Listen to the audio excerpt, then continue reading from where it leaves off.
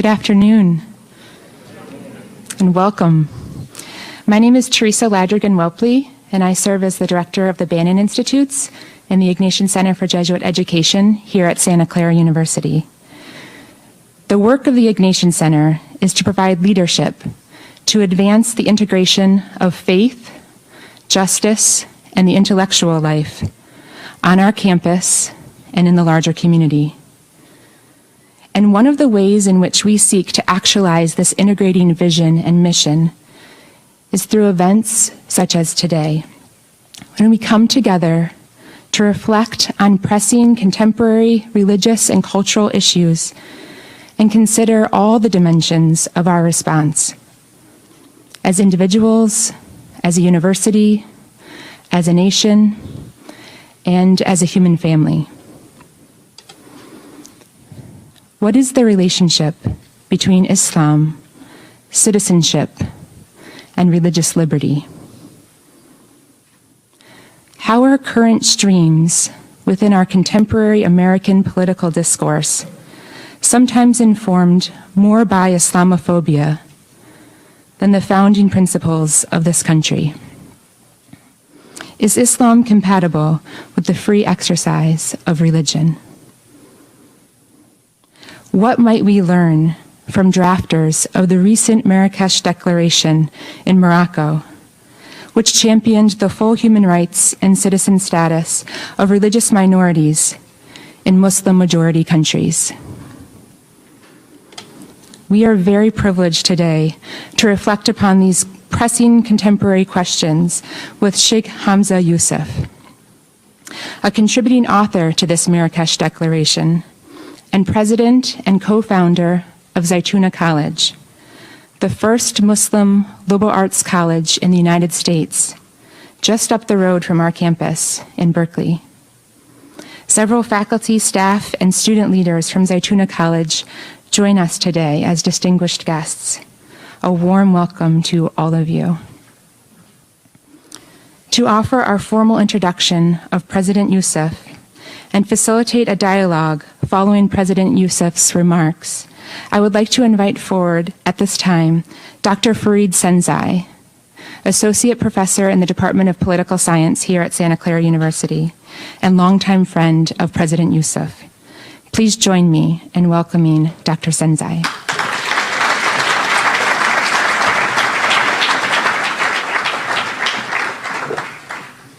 Thank you, Teresa. It is an honor and a privilege to welcome all of you here this afternoon. Our discussion today on Islam, citizenship, and religious liberty couldn't be more timely. Today, the relationship between Muslims and non-Muslims is at an important crossroads, a time when tensions are high and the very place and identity of Muslims as citizens in America is being put into question. These are certainly troubling times, when 1 out of 2 Americans has an unfavorable view of Islam and Muslims, where 1 out of 3 feels that the civil liberties of American Muslims should be curtailed. Amidst a ratcheting up of divisive rhetoric that we're hearing during the presidential politics and the debates that are taking place, we're also seeing criminal threats against mosques, harassment, and bullying of kids in schools, and violence targeting citizens simply for being Muslim. A time when speaking Arabic will get you kicked off a plane. Or for instance, the North Carolina man that used force against a Muslim woman on an airplane, he walked up to her and said in effect, "Take that hijab off, take that thing off. This is America." The man then proceeded to pull the hijab off of the woman, leaving the woman's entire head exposed. These are indeed troubling times. But those of us that care about religious freedom and understand that this discriminatory backlash doesn't just harm the Muslim community, it hampers the rights of all Americans and violates the defining values of our country. Yet at the same time, there are Americans that continue to propagate animosity and hatred towards Muslims. Americans who insist they have never met a Muslim, or those that have but continue to view Muslims through a prism of the security lens. For them, Muslims cannot be trusted. They do not belong. When religious leaders like Franklin Graham suggest that Islam is a violent religion at its core, at a time when 24-hour news propagates talks and all of the images that we see of beheadings, Muslims are often then consequently targeted and attacked. We then also see, of course, Muslims engaged in violence, and that only reinforces the animosity towards Muslims. The San Bernardino attacks is a case in point. Clearly, it is not an easy topic for us to address and to tackle. But today we have an extraordinary Muslim, a Muslim leader who has devoted his life to tackling some of these very difficult and contentious issues. We're fortunate to have Shaykh Hamza here with us this afternoon. After all, who better to address and examine the question of citizenship and the right to belong than a man born as Mark Hansen, to two academics in Washington State and raised in Northern California, who converted to Islam and has now built the first Muslim college, a man that has devoted his life to educating about Islam and Muslims. I have known Shaykh Hamza since I was in high school, growing up in Sacramento, when Shaykh Hamza would occasionally come up to give talks to a packed audience. It was a time when those of us growing up in a place like Sacramento had very few Muslim leaders to look up to, and very few that we could learn about Islam from. I have since gotten to know Shaykh Hamza much better, both personally and professionally, including the many joint conferences and events that we've attended, including a project that we both participated in for several years. It was an initiative spearheaded by an extraordinary individual named George Russell, who established what was known as One Nation, an attempt to address the tensions that exist between Muslims and non-Muslims. It's also had a distinct pleasure of serving, and I also had the distinct pleasure of serving on the initial board of Zaytuna College when the school was initially launched, and then later as a member of the Academic Affairs Committee when the college began to establish its first round of classes.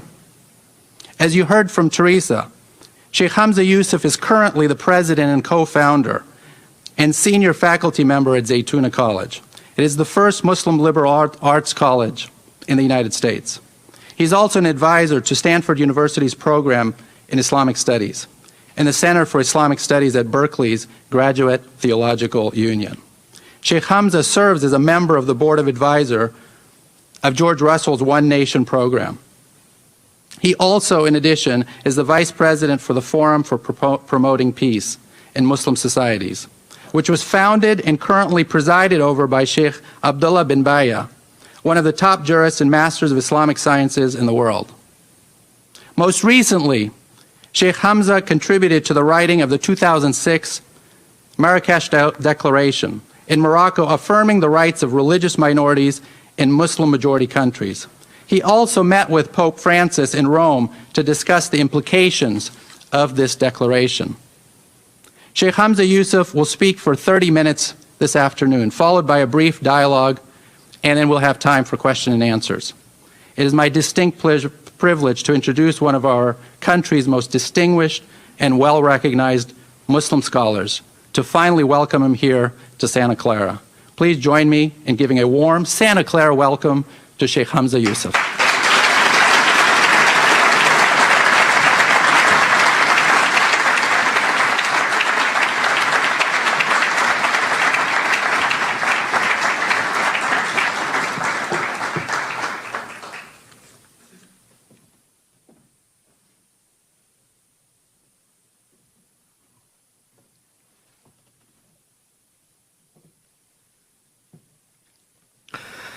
Bismillah ar-Rahman ar-Rahim.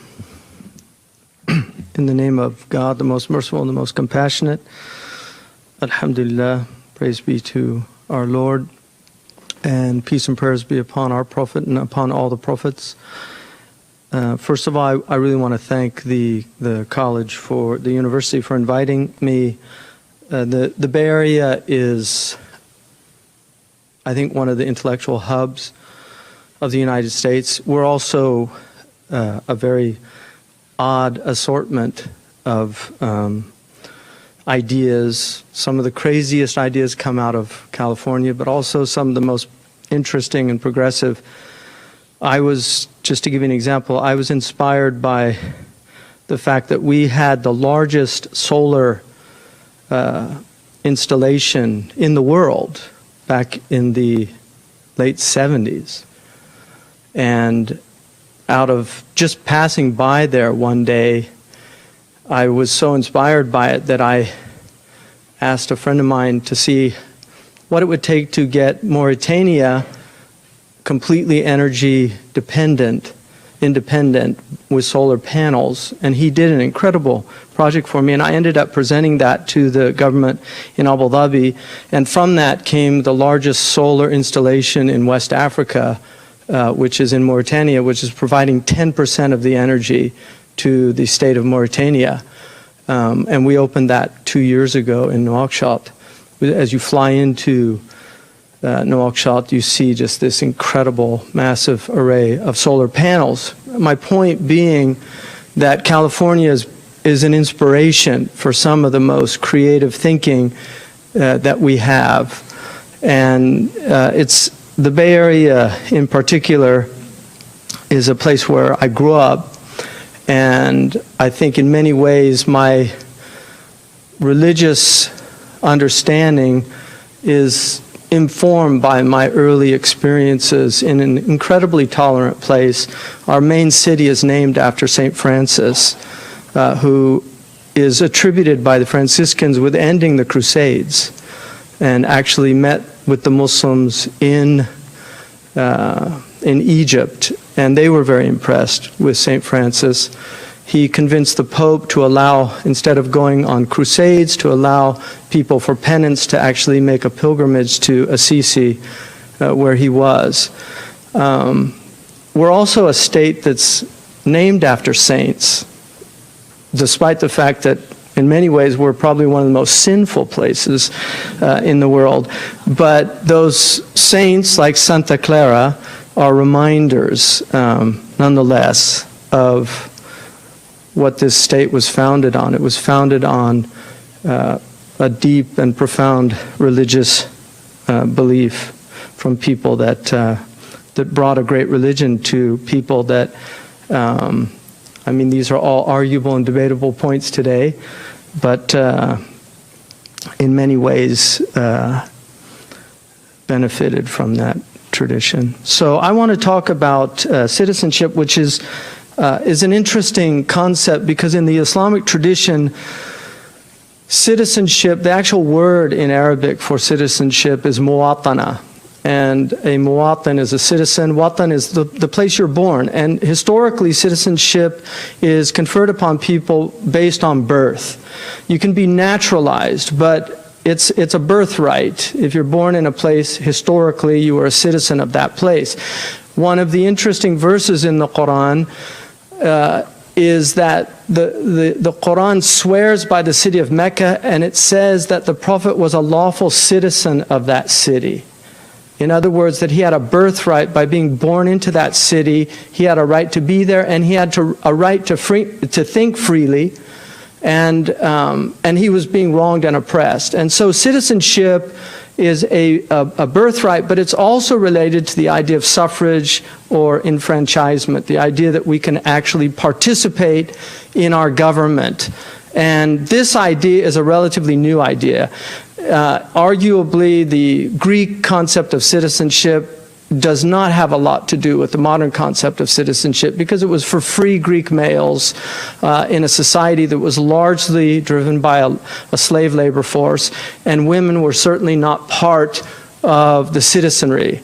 But it was also, interesting enough, our first historical account of what we would call today a direct democracy, because the citizenships the citizens were not passive citizens, they were active citizens. They actually had to participate in government. They had the responsibility of participating in government. And that's something that in our culture, many people do not have any sense of civic duty. I'll give you an example. For years, I got off of jury duty. And most of us find ways of finagling ourselves out of jury duty. But at a certain point, I actually realized I never want to be judged by a jury that needed the $10 a day that they give you for being on jury duty. And I really felt that I'm not going to do that. And I actually served on a jury once, and it was a felony case, and it was a very powerful experience, I would say. There's something, if anybody's been in a jury room, there's something very mystical that happens in jury deliberations. But civic duty was considered, when this country was founded, something very important. But again, it was free propertied males, and they were basically largely Anglo-Saxon. So our idea of citizenry, even in this country, has evolved and changed. The suffragette movement, which was a very powerful movement, to enfranchise women and allow them to fully participate in the government. The idea, and this is a Kantian idea, oddly enough, as well, as enlightened as he was, the idea that a citizen should be somebody who was actually independent and not an employee, an employer. They should be independent in their means in order for them to be involved in government, because they would have more of a sense of obligation, and they had more responsibility and more concern about the government because it would affect them. And they didn't feel that people that were uneducated or were not propertied or were not independent should be involved in making decisions that would affect laws that would in turn affect those people that were independent. So this was a debate. My point in all this is that citizenship has been it's a debated term, it's a contested term to this day, what it means to be a citizen, what are the rights of citizenship, what are the obligations, the duties. We have a Bill of Rights, but we don't have a Bill of Responsibilities. In the Muslim world, you largely had what was known as al-hakim and al-mahkum, the ruler and the ruled. The idea of being a subject was the normative experience for most people in most parts of the world for centuries. And this was certainly the case. However, in the Muslim world, just like in feudal Europe, most people did not experience a type of intrusive government in their lives. In some ways, today, the government is far more involved in our lives than they were in pre-modern societies. Leisure time in pre-modern societies was much greater. I'll give you an example. I lived with Bedouin in the Saharan desert. And the Bedouin are completely free people. They are self-governing by and large. They live in tribal units. Their lands, even nomadic people's lands, are very well known and demarcated. They know if people infringe upon their lands, it'll create conflicts over water and other natural resources, like grass, because grazing rights are very important to that. One of the things the Prophet said is people share grazing.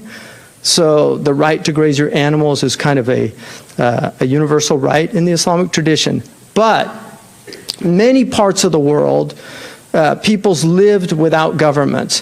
When you get into any type of sophisticated societies, you need laws to govern those societies. And hence, citizenship is a concept that emerges out of that. And this is why Aristotle talks a great deal about citizenship. He, in fact, talks about the three ways of being in the world, of being a slave, of being in a type of infantilized condition, which he would place women as the third, not the children, but as the third category, which is a citizen. So he actually used the woman as an example of a citizen in the family, because she was under the authority of the husband, but the relationship was more of a relationship of mutuality as opposed to a type of dictatorship. The children were in a situation of a benevolent despotism, and then the servants were in the situation of slavery. He argues that these are the three ways that human beings exist in the world. They exist as citizens, they exist as subjects of benevolent dictators, which is the father and the mother who are caring for the children and decide for them. And then he looks at the third category, which is the slave that has no rights or authority in their own lives. They're simply dictated. So it's a type of dictatorship that they're under. In our culture, we in many ways reflect what Epstein calls congruence theory, because one of the things that strikes many immigrants that come to this country, particularly friends of mine that have come from the Muslim world, is that they're always struck by the idea of giving children a lot of choices. So for instance, I have Arab friends that cannot believe that American parents will ask their children what they want for dinner. Because in many, many cultures, the children are subjects. They simply get dinner and they have to eat it. Whereas here, what would you like for dinner, dear? Now, interestingly enough, according to Epstein and congruence theory, that is necessary for a democracy to thrive and survive. Why? Because what he says is that governments will only work to the degree with which the system of government permeates the social institutions of the society. So if you have dictatorships, you need dictatorial parents.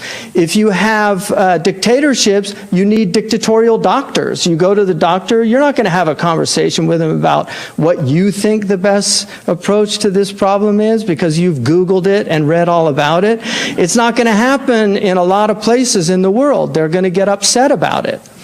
And the same with the teachers. I have a friend from, I'll veil the country with charity, but he was in a Muslim country, and he told me when he was a young boy, the teacher was telling him the pig is haram. And he raised his hand and he said, "Why is the pig haram?" And he said that the teacher came up to him and said, "Put out your hand," and he whacked him. And he told me that he learned never to ask a question from that day forward. That makes perfect sense, according to Epstein, for a society to have a dictatorship or a tyrannical government. You have to replicate that behavior in all the social institutions so that the people, in turn, internalize these ways of being. If you want to see one of the most extraordinary talks you'll ever see, I would watch James Baldwin's debate with William Buckley at the Oxford Union. And one of the things James Baldwin says is that very early on, a black child learns what it means to be black in America. But he says what also happens is that white people learn what it means to be white in America. That a lot of us are unaware of how we internalize social systems that dictate to us ways of being. And what he argues in that debate and why it's so powerful is that white people are as much a victim of racism as black people are. That he got the longest standing ovation, according to the BBC man, that he'd ever seen at the Oxford Union after that address. So Epstein's argument is very relevant to our situation now in the Muslim world, which has social institutions that are unfortunately very tyrannical. People, unfortunately, associate that with Islam and think somehow this must be Islam because they're all Muslims and all those governments are horrible. They tend to forget that, for instance, in West Africa, Senegal is a democratic government. Senegal is actually an incredibly liberal society with their religious conservatism.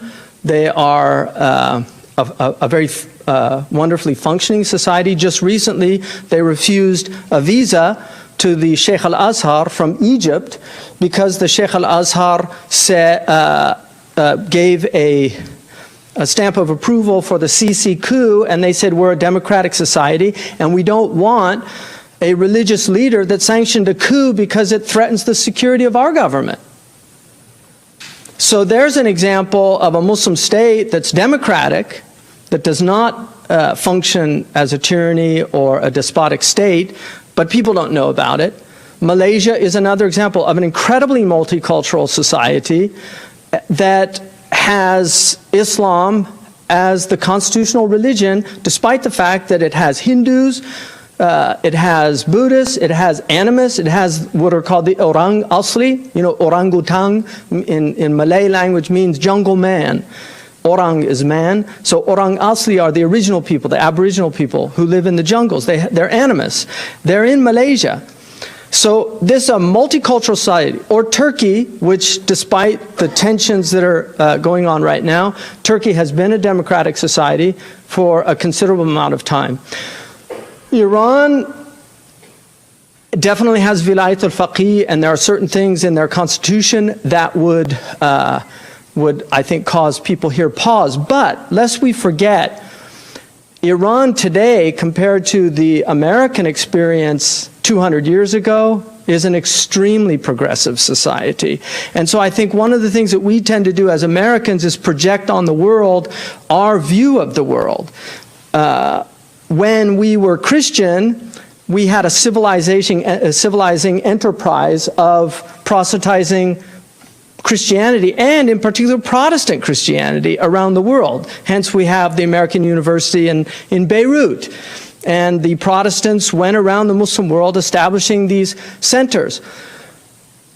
Now that we're a capitalistic society, we go around with liberal democracy as the idea that we want to convert everybody to this. Very often we fail, I think because of our ethnocentricity, to actually see that other peoples have different ways of viewing the world. Some of those ways might be wrong as far as we're concerned, and some might be wrong, might be right or wrong. But nonetheless, they are the ways that they view the world. Many women in the eastern province of Saudi Arabia do not want to be liberated from the hijab. Now, there are people in critical theory which would say that's double consciousness. What we need to do is liberate them from their backward thinking. Again, this is the type of patronizing attitude that a lot of people in the West have about other peoples. We simply have to recreate the world in our own image. I was just in Japan, and I was stunned at the incredible deference that Japanese culture has to foreigners and to other people. I was in Tokyo walking around the city for 5 days. I did not hear a horn honk once. And when I asked one of the Japanese, don't people use horns here? He said, no, it's considered very rude. Man, I wish we would learn something about that in San Francisco, right? Because I have what they call a vasovagal response for the doctors in the room. You know, like I go through the roof if somebody honks the horn. My kidneys just literally go through the roof. So I really appreciated the quietness. And everybody was so, like I held a elevator for people on a few occasions, and they run and say, so sorry to keep you waiting, you know, and they're like bowing, and I'm like, wow, you know, that's for keeping the elevator door open, you know. What happens when you do really something for them? Really wonderful culture that I think has retained some of the beautiful things of traditional society. And in many ways, we in the West have lost many of these things because of the negative aspects of tradition. The Muslim world is still profoundly theocentric. Even secular Muslims we have words like goodbye, which used to mean God be with you. We don't really have the type of words in our culture that are informed from a religious perspective. My father constantly used Godspeed whenever he would say goodbye, because that was something that was said when he was a young man in this country. Godspeed, you know, go with God. The Arabs or the Muslims say, fi amanillah, go with God. One of the things that's really interesting about we called this rocket the Challenger. Muslims would never do that. I mean, calling a rocket the Challenger is, for a Muslim, insanity. They write things like, may God be with us. You know, when you get on an airplane, on all the airplanes, it says like, Bismillah, fi amanillah, Alhamdulillah. They put like God's name and asking for a safe journey, not like challenger. Like, who are you challenging? Because, you know, so that the Muslim world is profoundly theocentric, and for that reason, Islam, and I was happy to see this in this week's Economist, Islam still must be part of the solution for any of the problems facing the Muslim world. In no foreseeable future can Islam be relegated in the way that much of religion has been relegated in Europe. Less so, but nonetheless to a large extent in America also. Islam is still central to the Islamic ethos. And for that reason, my teacher, Shaykh Abdullah bin Bayya, convened, and this took 5 years to get to Marrakesh. People think these things just happen overnight. It took 5 years. It began with a meeting 5 years ago in Nouakchott about citizenship. And the reason that he did this was he was so troubled about the debates about jizya. And jizya, for those who don't know about the Islamic tradition, jizya is the idea that in a Muslim majority state or a state being ruled by Muslims, non-Muslims go under a status, what is known as dhimma, ahlu dhimma. Dhimma or dhimmatude, and this is the grist of a lot of Islamophobic material out there, and there are many websites about dhimmatude. I actually saw a bumper sticker a few weeks ago in Santa Clara, in San Ramon, that said, Ana kafir wa fakhurun. It said, I'm a disbeliever in Arabic. I'm a disbeliever and proud, which is, again, a kind of in-your-face statement about how people think that Muslims view the other. It's interesting, one of the intriguing linguistic aspects of English and Arabic is that in English we have other in brother, but in Arabic you have brother in other. So in English we say brother, and so you have other embedded in the word brother. But in Arabic you say akhar, which is other, and the word brother is akh. It's embedded in the word other. And I just think that's a very interesting thing. So we have to see the brother in other, but we also have to recognize the other in brother. And this is something that a lot of people have a difficult time doing. So he had a series of meetings to talk about the problem of dhimmatude, which is in Surah, the 9th chapter. It's the last chapter revealed in the Quran. And it's the idea that those who disbelieve in God and His Messenger, that they have to pay a jizya. And it says, حَتَّى يَدْفَعُوا جِزْيَةً عَنْ يَدٍ وَهُمْ صَاغِرُونَ, until they pay a tribute with their hands, and they're saghirun, and there's a lot of debate about what that word means. Some say it means humbled, some say it means humiliated, and you will find debates in our books about this.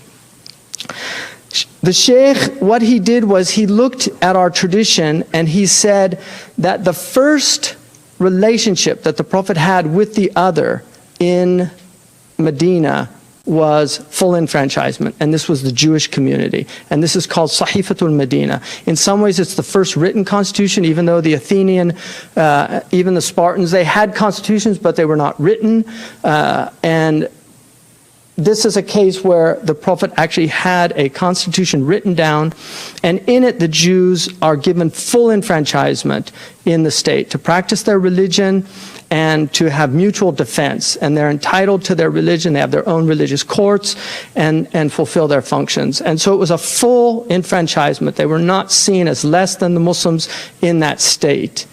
And most Muslims think that this was abrogated, but Fred Donner shows in his book on Islam, Muhammad and the Believers, that actually there were Jews on the Arabian Peninsula up until the 9th century, historically documented.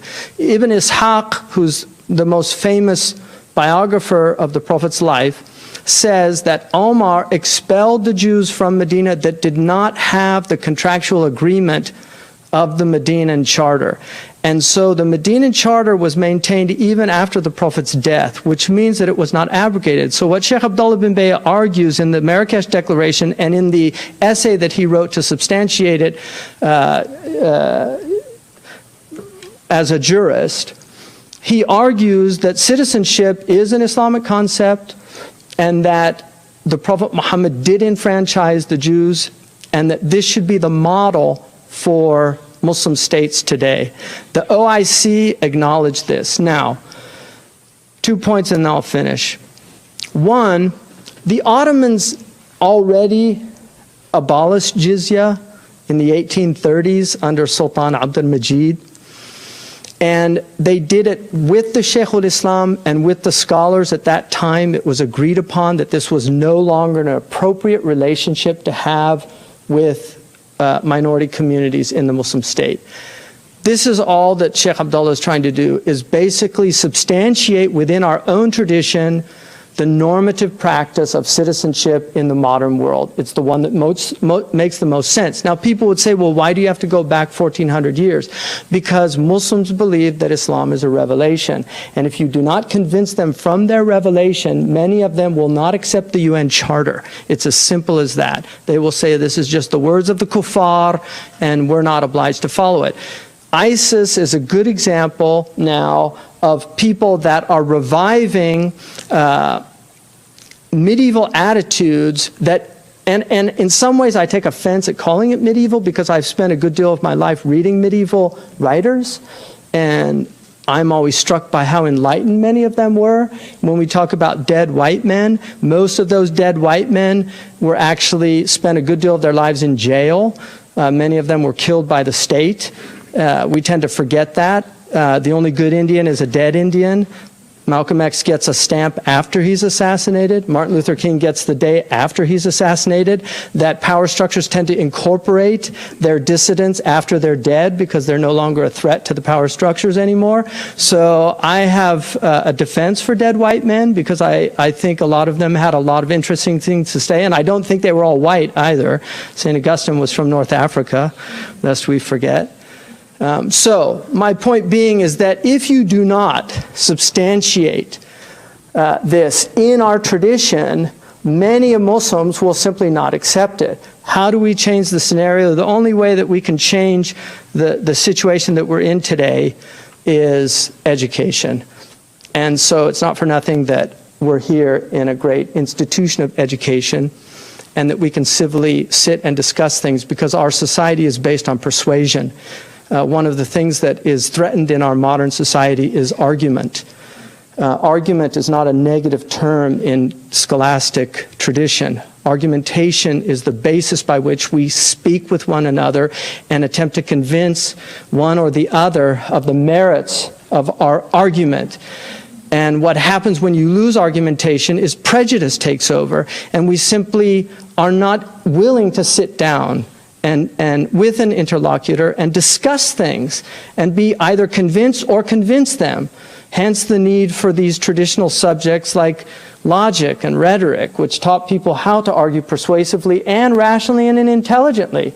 So now we have demagogues emerging, and these are harbingers of a frightening future if we allow these things to be lost. Our early period, despite whatever faults, and I don't like to project onto the past the sensibilities of the present, they were men of their time. They had the prejudices of their time, not all of them, but many of them, but they were also great men and women. We should never forget some of the great women of that time. Certainly, John Adams' wife was a brilliant woman, Abigail, and if you read how she raised her son, John Quincy, great and brilliant American president, you recognize the incredible merit of that woman. But it's just important not to always project onto the past. They were men of their time, and they had their faults, but they also had things to tell us today. And I think we ignore them with great danger and peril. So, having said that, I'll just end with one thing: is religious liberty incompatible with Islam? The only real answer to that is, who's Islam? I think for many people in the Muslim community in the past and the present, in some ways, religious liberty, as it's defined in the modern world, is incompatible with their version of Islam. The Islam that I embrace, which I believe is normative Islam, I do not believe religious liberty is incompatible with Islam. And I think I could make a very powerful argument. I certainly think I could do it from the Quran, and I'll leave you with 3 verses. The Quran says, وَلَوْ شَاءَ رَبُّكَ لَآمَنَ مَنْ فِي الْأَرْضِ كُلُّهُمْ جَمِيعًا. Had God wanted, everyone would have believed in the world. In other words, he gave you free will. And then it says, أَفَأَنْتَ تُكْرِهُ النَّاسَ حَتَّى يَكُونُوا مُؤْمِنِينَ. Are you going to coerce people into believing? Because all you do when you coerce people into believing is create a religion filled with hypocrites. The other verse, that was in Yunus, verse 99. The other verse is in Baqarah 256, second chapter, 256. The Quran says, لا إكراه في الدين قد تبين الرشد من الغي. There's no coercion in religion. Falsehood should be in clear contradistinction to truth. And then finally, in chapter 18, the Kahf, it says, فَمَنْ شَاءَ فَلْيُؤْمِنْ وَمَنْ شَاءَ فَلْيَكْفُرْ. Whoever wants to believe in this, let him believe, and whoever wants to reject it, let him reject it. Most of us love chocolate. I just bought some Japanese chocolate for my family. And people are usually happy with chocolate, but nobody likes chocolate when it's shoved down their throats. Thank you.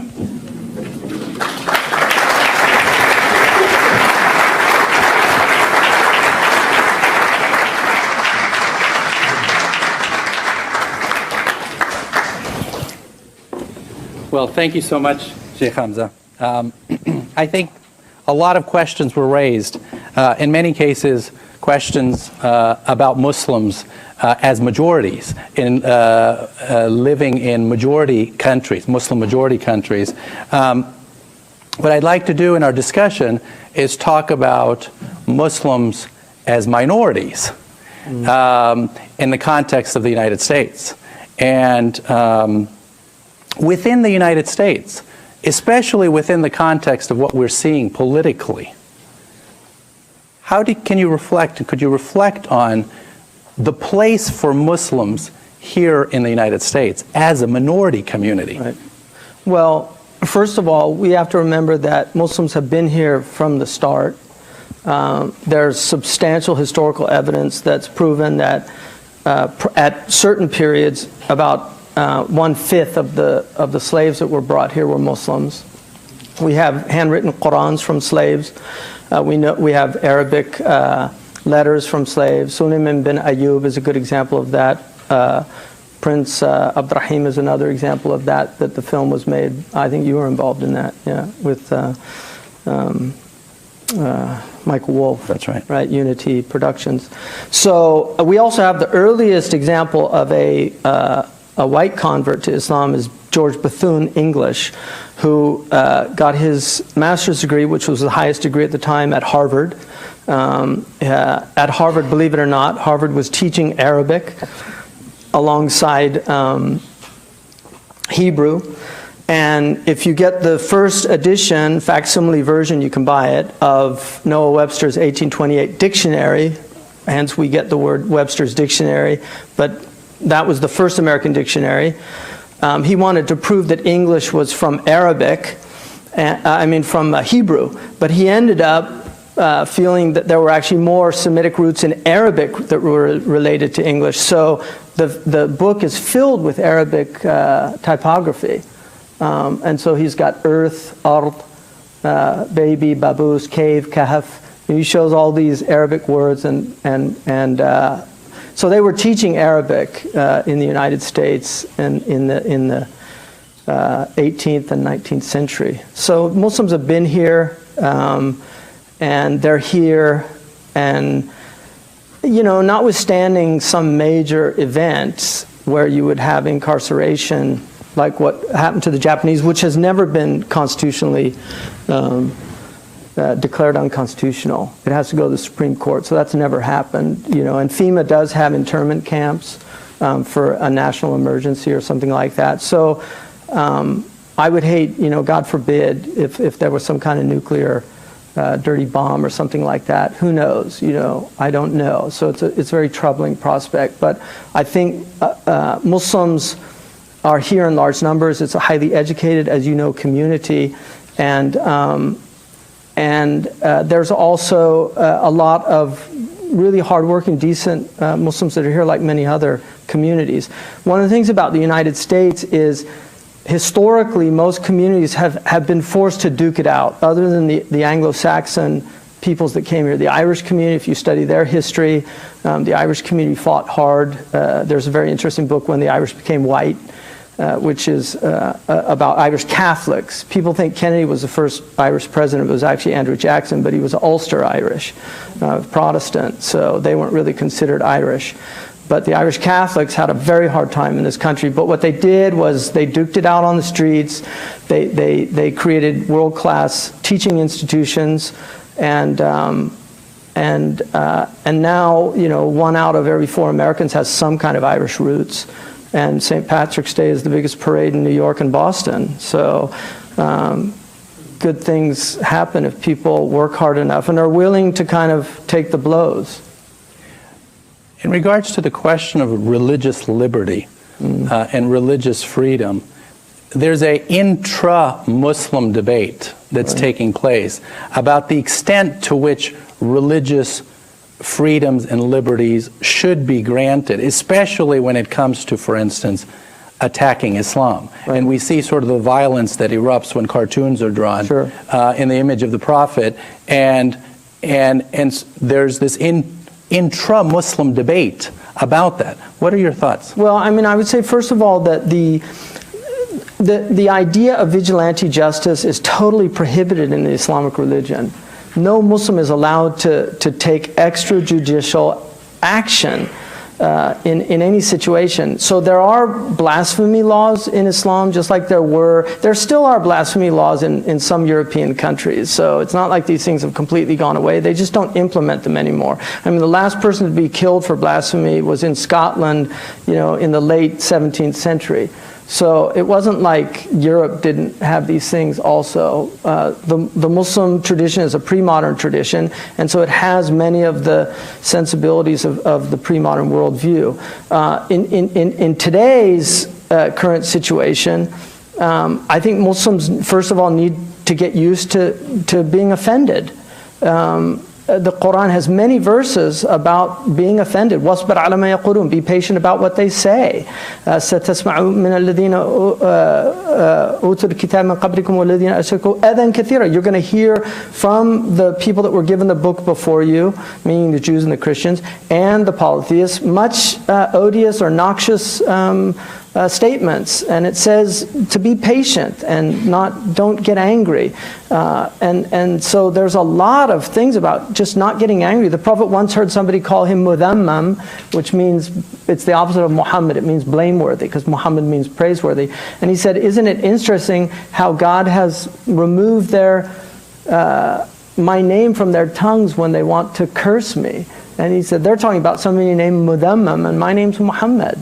In other words, they're not talking about me. And so those cartoons, anybody that says those cartoons were the Prophet Muhammad, as far as I'm concerned, is not a Muslim. It's a beautiful, Magritte has a beautiful picture, and it says, "This is not a pipe." And it shows a picture of a pipe, because we forget that the image is not the thing. And so if you make an image of something, it's not that thing. Those crucifixes, it's not Jesus on the cross. And so any image that's made, especially if it's a caricature, it's certainly not our Prophet. It has nothing to do with our Prophet. And then Muslims have to ask themselves, have you contributed to the drawing itself? Has your behavior contributed to the perception of this religion? So when Muslims do heinous things, unfortunately, Islam gets blamed. And with Christianity, that's not the case, because we're in a society where Christians are fully enfranchised. I know some people would debate the war on Christmas and things like that, but Christians are enfranchised. So when one Christian does a crazy thing, all the Christians aren't blamed for it. But unfortunately, we're not in a situation where Muslims are fully enfranchised in this country. So when one Muslim does a crazy thing, Islam is blamed for it. I mean, a lot of these people clearly have mental illness. I mean, the man that flew the plane into the IRS building after writing a serious political screed, you know, he was just considered a crazy white guy.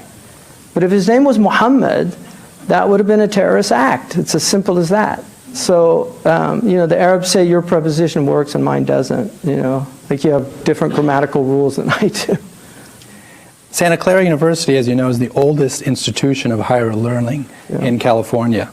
It's grounded in the Jesuit tradition of educating citizens and leaders of conscience and compassion to build a more just and more humane world. Can you reflect on your mission at Zaytuna College, especially within the context and rooted in Islam? What are your hopes in achieving in embarking on this initiative? I mean, I would say that the Catholic and the Islamic tradition share a lot of things. The central thing that they share is a profound dedication to education. But another thing they share is a profound dedication to the instrumental arts. And by art here, I mean power, the ability to do something. Historically, the instrumental arts in both art traditions were the language arts and the number arts, the qualitative and quantitative reasoning. And so in the language arts, it was grammar, logic, and rhetoric. There's a wonderful fresco by Botticelli of a student being led into the other 6 liberal arts by grammar. And it's personified as a beautiful woman, and overlooking them is prudentia or wisdom. And one of the things that we don't realize is that language is incredibly complicated. When we speak, I mean, I was in a hotel recently, and we asked for, somebody asked me what I wanted. I said an omelet with everything except the meat. And so the omelet came with everything, with nothing but the meat.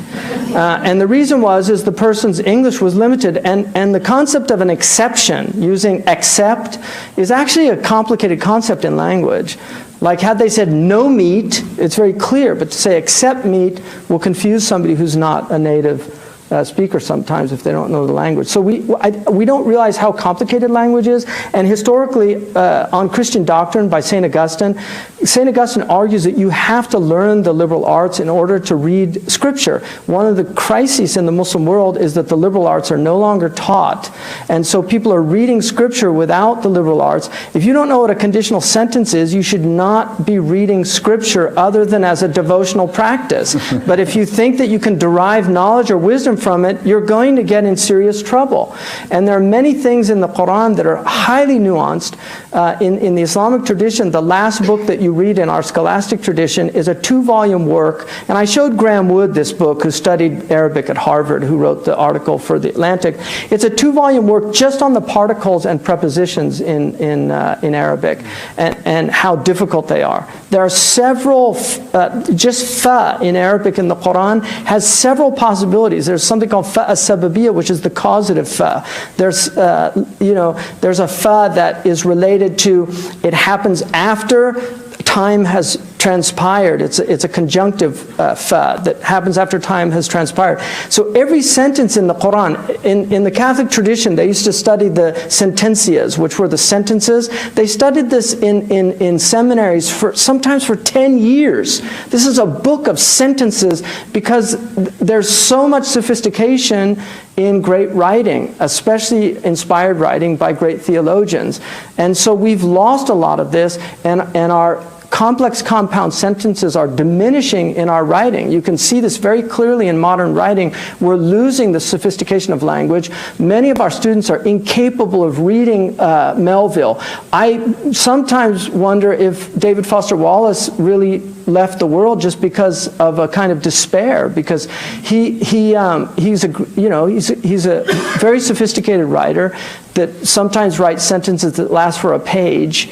And he was teaching students English literature, and he said he would always begin with a crash course on grammar because the students couldn't read. And one of the things that I have done is just give students the first sentence to the Declaration of Independence. And I've done this in several classes, not just at Zaytuna, but at other places. And out of 50 students on average, 3 or 4 actually get the main clause of that sentence because they're unable to identify the difference between a subordinate and a main clause. We've had a war on grammar for about 50 years. It's literally been a war on grammar.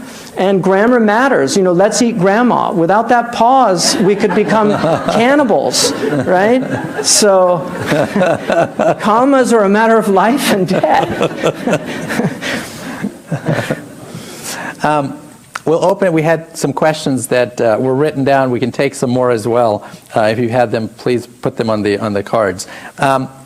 Someone asks, please continue to express your thoughts on how ISIS revives or leverages medieval Muslim traditions and behaviors. Well, I mean, first of all, they are a real reflection of modernity. They're much closer to kind of Maoist or radical Marxist tradition. A lot of people are unaware of how profoundly impacted Marxist thought has. I mean, even in our colleges and universities in the United States, critical theory, which, I mean, we can trace it right back to Karl Marx, and Karl Marx, who has undeniably some brilliant criticisms about capitalist society, but overall, the end justifies the means is a Marxist concept. It's not a religious concept. And so the idea somehow that you can just enslave people, the Prophet said that there's 3 people that he will be an advocate against on the Day of Judgment, and one of them was man ba'a hurran, the one who sells a free person.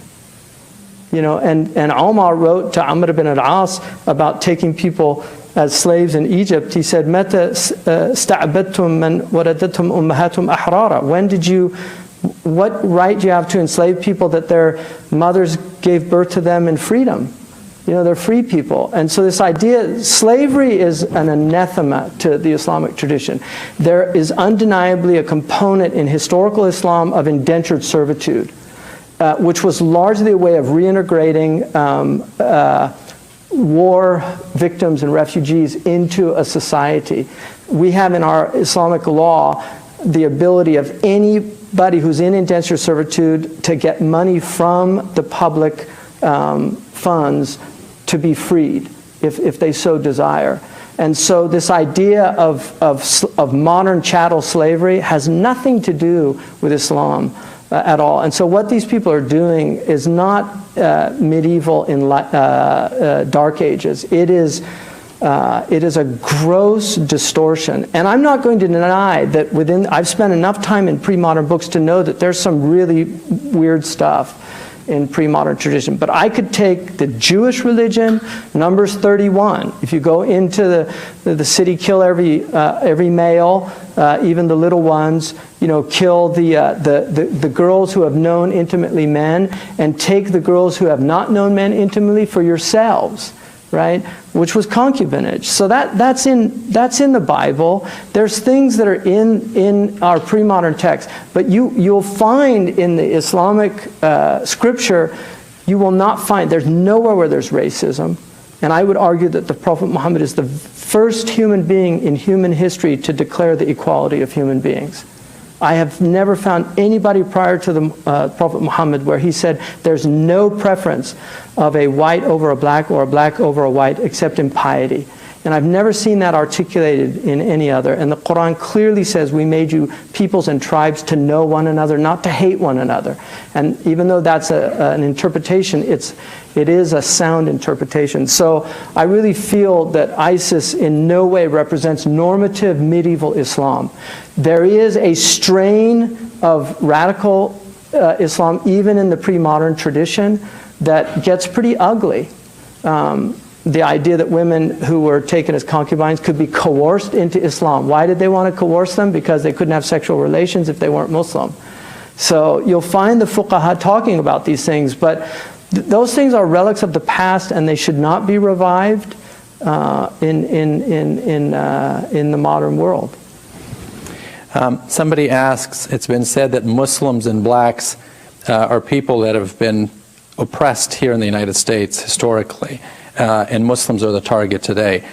Do you think there are currently any initiatives in which these two communities or two groups work together? I mean, first of all, I would say anybody that can make a statement like that knows nothing about black history in this country. The Muslims have in no way any comparison to what the African American people went through, or the Native Americans, or even the Chinese Americans. So, you know, or Japanese Americans. I mean, I could go on, but, you know, we're doing relatively well, let's face it. You know, I mean, you know, so you get some rude remarks, you know, welcome to America. You know, I mean, I'm sorry. Like, I mean, we've got a front runner out there who just is as rude as can be, and everybody loves them. So, you know, Americans like rude people sometimes, I guess. I don't know. But, I mean, I just think it's an odious comparison, personally. I really do. What's down the road? I don't know. Like, I'm troubled definitely by the rhetoric, but I think there's still an incredible number of very decent Americans that are troubled by what's happening. And I'm also very wary of polls. I really am, because, you know, my own experience, I've had the brunt of anti-Muslim thing, but it's a good thing also to experience prejudice sometimes, you know, because it gives you empathy. I mean, one of the things the Bible says is, do not vex the stranger or oppress him, for you too were strangers in the land of Egypt.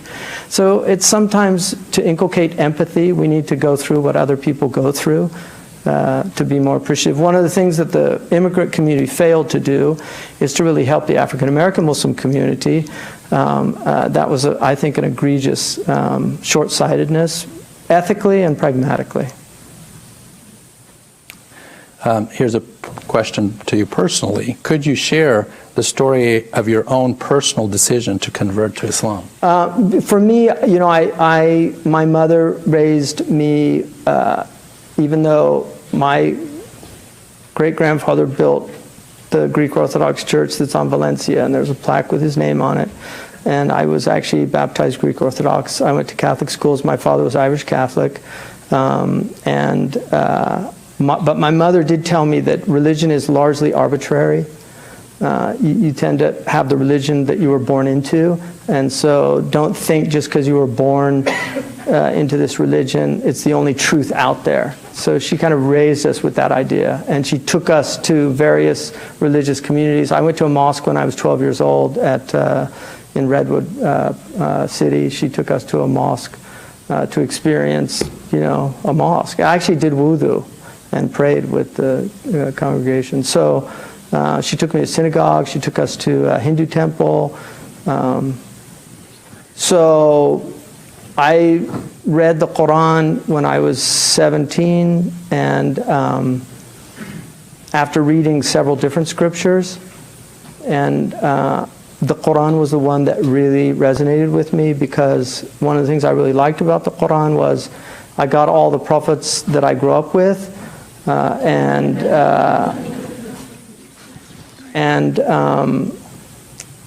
know, I definitely,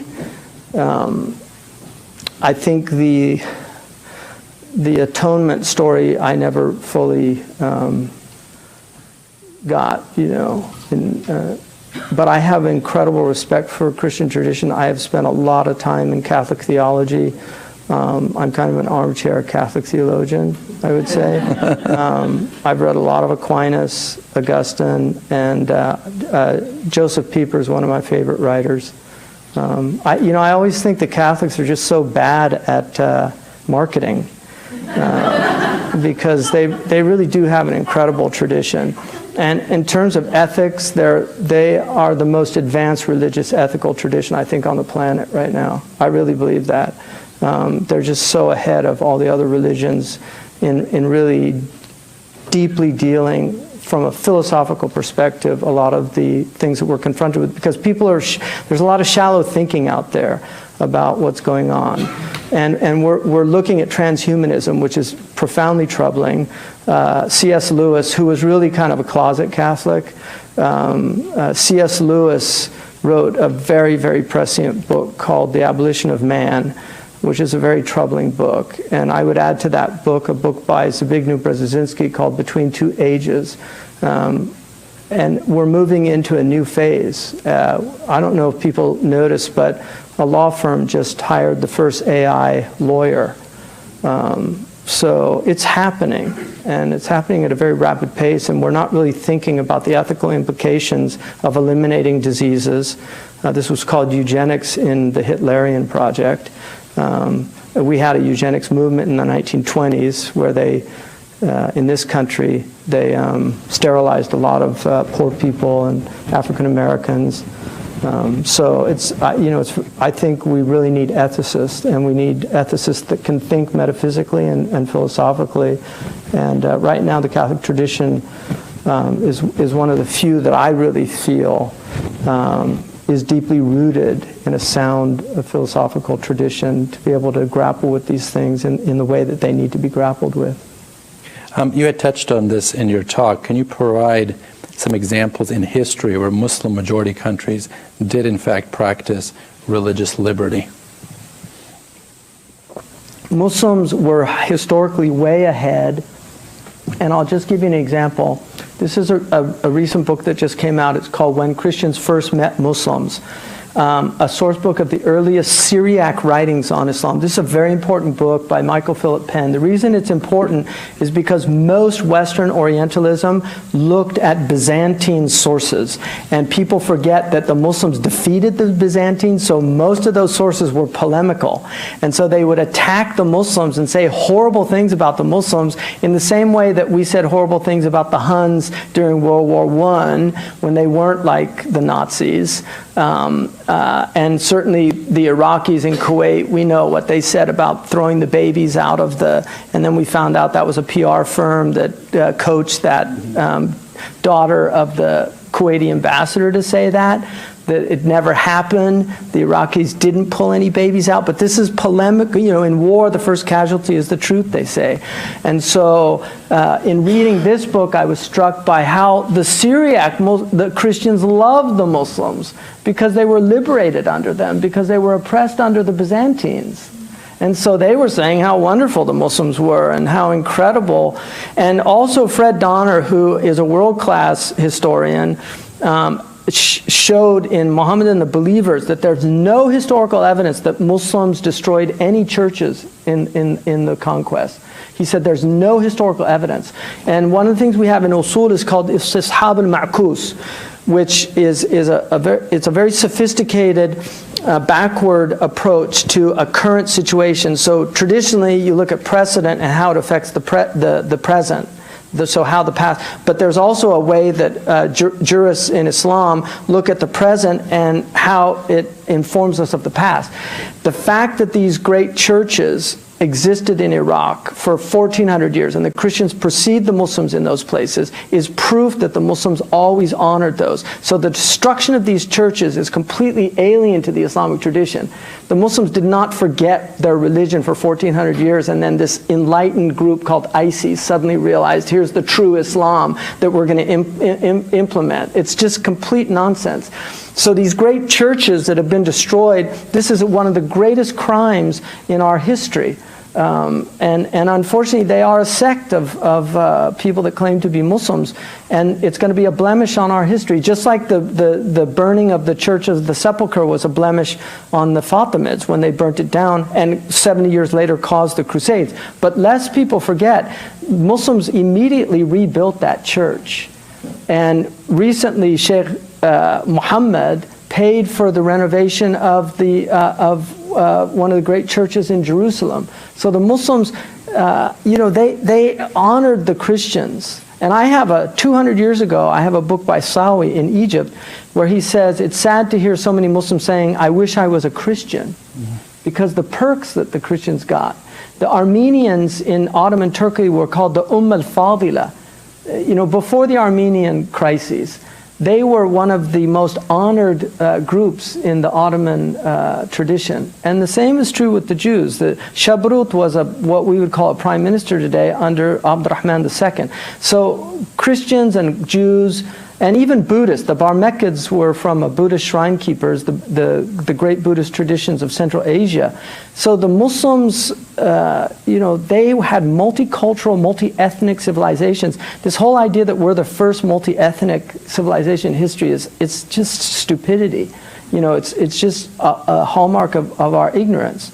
And they're undeniably, I would argue that America is probably the most progressive civilization in human history in terms of legislating non-discriminatory law.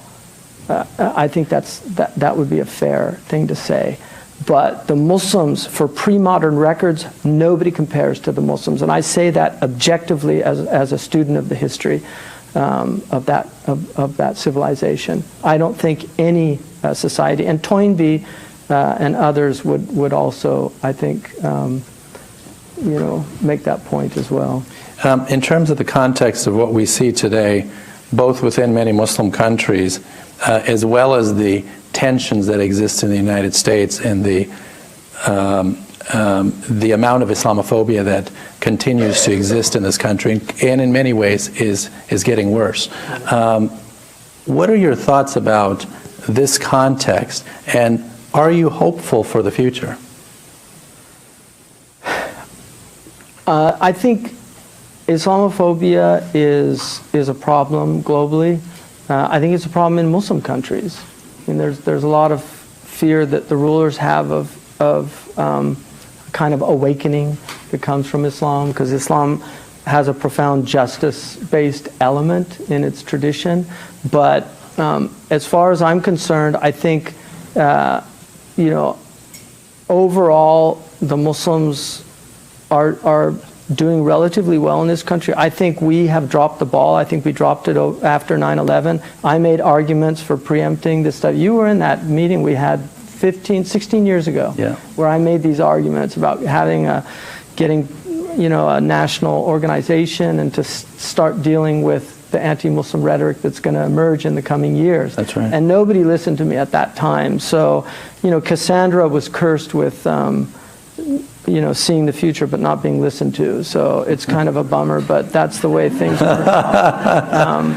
So in terms of what I see, I see if Donald Trump gets elected, I think it could be very problematic for the Muslims. I think if Hillary gets elected, Huma Abedin might end up being the chief of staff at some point.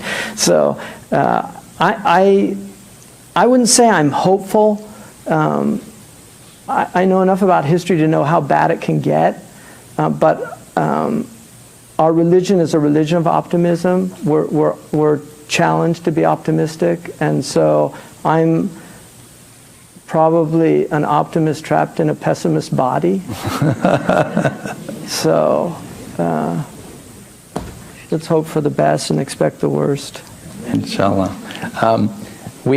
As you know, we're taping this on C-SPAN, and so our time is quite fixed, and so I'll stop there. Please join me in thanking Shaykh Hamza Yusuf. Thank you. Thank you.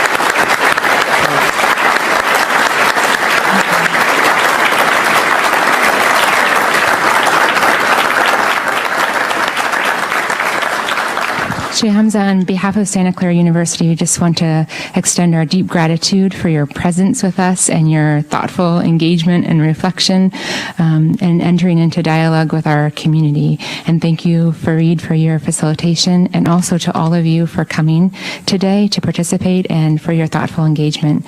Please join me in thanking once more our guest. Thank you.